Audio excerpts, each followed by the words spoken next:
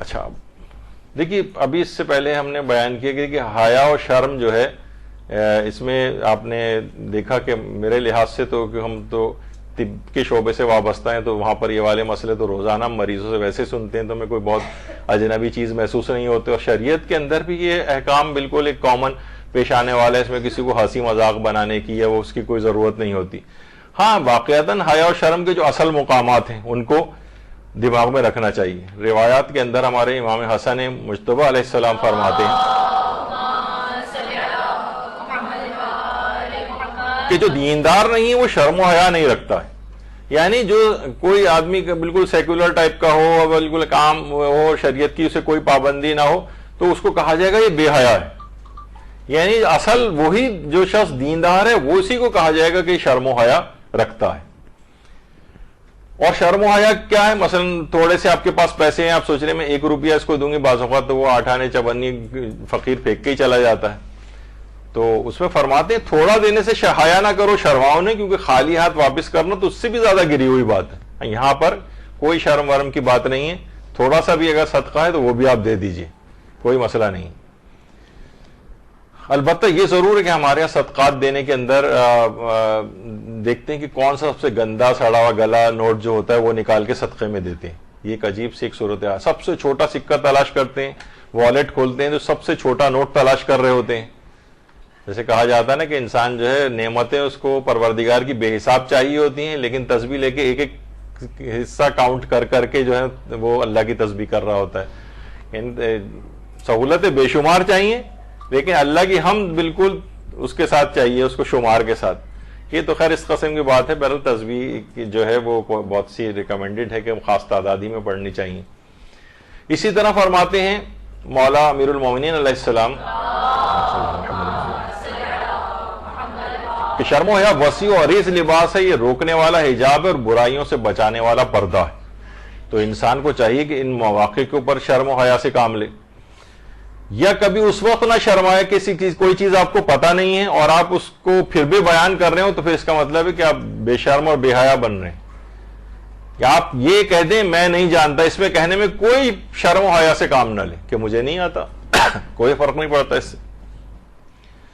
تو اس موقع پہ کسی شرم کی کوئی ضرورت نہیں۔ اور اسی طریقے سے حق کی طرف پلٹنے میں بھی کوئی شرم نہیں، یعنی کوئی بات آپ نے کوئی غلط کسی کو کہہ دی ہو تو بعد میں آپ لوگوں کو بتا دیں کہ مسئلہ مجھ سے غلط بیان ہوا ہے۔ لوگ آپ کے بات سے کہتے ہیں دیکھیے انہوں نے فلاں نے غلط مسئلہ بیان کیا تھا، بعد میں کریکشن کی۔ بھائی بعد میں کریکشن کر دی نا اس نے، اس وقت کریکشن نہیں کرتا اور شرماتا کہ لوگوں میں میری پوزیشن کیا بنے گی، نہیں، اگلی دفعہ بتا دے کہ مسئلہ مجھ سے غلط بیان ہو گیا۔ اس میں کوئی حق کی طرف پلٹنے میں کوئی ایسی بات نہیں۔ جب بھی کہا جاتا ہے کہ حیا اور ایمان آپس میں ملے ہوئے ہیں، جب ایک چلا جاتا ہے تو دوسرا بھی رخصت ہو جاتا ہے، یعنی اگر کوئی بے حیا ہو جائے تو ساتھ ساتھ اس کا ایمان بھی رخصت ہو جاتا ہے۔ اور سب سے بڑھ کر اپنے نفس سے حیا کرنا اس بہترین حیا شمار کی گئی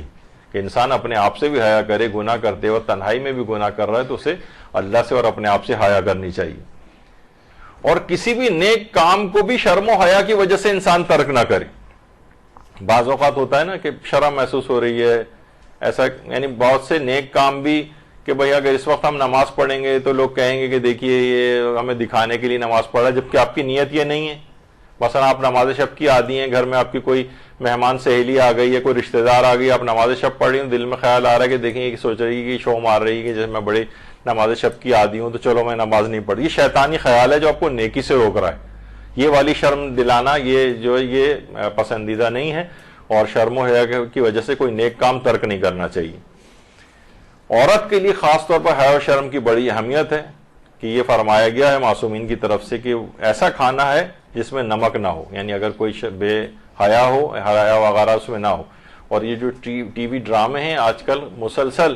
عورت اور مرد سب میں سے حیا اور شرم کو ختم کرتے جا رہے ہیں۔ اور اسی طریقے سے نگاہوں کی حفاظت کے اعتبار سے بھی معاملہ ہے۔ اور بہت سی شرم و حیا کا نتیجہ محرومی ہوتا ہے۔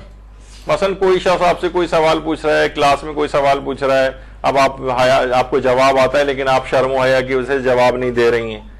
تو محروم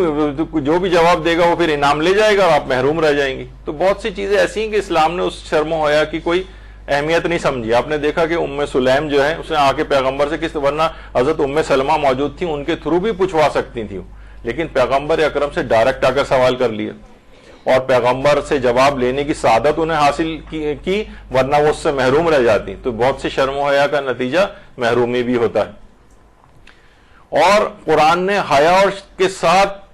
شرم و حیا کے ساتھ چلنے میں حضرت شعیب کی ایک بیٹی کی قرآن میں تعریف بھی کی ہے، تمشی علی استحیاء سورہ قصص میں، کہ وہ بڑی حیا کے ساتھ چل رہی تھی، بڑی شرم و حیا کے ساتھ چل رہی تھی. حضرت موسیٰ کا جو واقعہ ہے اور حضرت شعیب کی بیٹیوں کا، تو اس میں ان کو حیا اور شرم کے ساتھ چلنے کی، اس میں قرآن نے اس سے زیادہ بڑھ کر واقعتاً کیا کسی عورت کی کوئی تعریف ہو سکتی کہ پروردگار کہے کہ بہت شرم و حیا کے ساتھ چل رہی تھی. تو یہ بھی مسلمانوں کی بہت سی احادیث کے اندر آئے کہ پیغمبر اکرم پردے میں رہنے والی کنواری لڑکی سے بھی زیادہ حیا کرنے والے تھے، اتنے شرم و حیا کے پیکر تھے. جس طریقے سے با حیا اور چھوٹی عمر کی ایک لڑکی ہوتی ہے کنواری، جو عام طور پر اتنا زیادہ اس نے دنیا نہیں دیکھی ہوتی اور وہ شرم و حیا کر رہی ہوتی ہے، رسول اکرم کے متعلق اتنا زیادہ کہ اتنا حیا کرنے والے اشخاص تھے، وہ شخص تھے. اور پروردگار عالم کے لیے کہا جاتا ہے کہ وہ سب سے زیادہ حیا کرنے والا ہے، کیونکہ تمہارا پروردگار حیا کرنے والا مہربان ہے اور حیا کرتا ہے کہ قیامت کے دن اپنے کسی بندے پر اس کے دوستوں کے سامنے حیا کرتے ہوئے بھی، عذاب کرتے ہوئے بھی وہ حیا کرے گا. جب بھی روایت میں آتا ہے کہ پروردگار عالم بوڑھے اشخاص پر عذاب کرتے ہوئے حیا کرتا ہے، اور پھر پیغمبر نے فرمایا لیکن کتنے افسوس کی بات ہے کہ وہ بوڑھے اللہ کی نافرمانی کرتے ہوئے حیا نہیں کرتے. یعنی اللہ حیا کر رہا ہے کہ اس بوڑھے کے اوپر میں عذاب نازل کروں، یہ بوڑھا ناتوان کمزور جو ہے گناہوں کے مبتلا ہو کر میری بارگاہ میں آ رہا ہے، لیکن یہ بوڑھا شخص یہ سننے کے باوجود بھی حیا نہیں کرتا، اور وہی لڑائی جھگڑے دنگے اور گھر میں فساد برپا کر کے مثلا اس نے رکھا ہوا ہے. تو پروردگار بھی حیا کرنے والا ہے.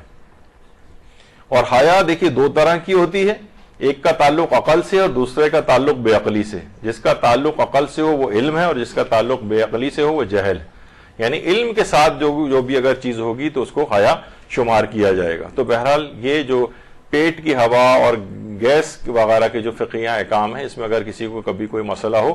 تو یا اس میں اور بھی پیغامات ہیں کہ اور بھی مسائل ہوں، نسوانی مسائل ہوں، تو اس کو علماء سے دریافت کرنے میں کوئی حیا سے کام نہیں لینا چاہیے اور اپنی عبادتوں کو صحیح کرنے کی کوشش کرنی چاہیے. اور حیا اور شرم کے جو منافی اعمال ہیں، جو ہم ٹی وی کے اوپر اور سوشل میڈیا کے اوپر اور ہر بے حیائی کی چیزیں، اسی سے ریلیٹڈ ہی ہمارا بے حیائی کی کچھ ایک ایسی چیز آج کل ایک آئی ہوئی ہے، اس کے فقہی احکام، اس پہ انشاءاللہ ہماری اگلے موضوع نشست ہوگی اگلی اتوار کو انشاءاللہ بشارت حیات. تو انشاءاللہ اس پہ ہم گفتگو کریں گے. تو اصلاً دیکھا جائے تو وہ حیا اور شرم کے جو منافی چیزیں ہیں وہ بے شمار ہماری زندگی میں پہلے سے ہی اس قدر رائج ہو چکی ہیں، ان پہ توجہ دینی چاہیے، نہ کہ شرعی احکام میں ہم حیا کرنا شروع کر دیں. تو بہرحال یہاں گفتگو اختتام پذیر ہوئی. وصلی اللہ علی محمد وآلہ الطیبین الطاہرین.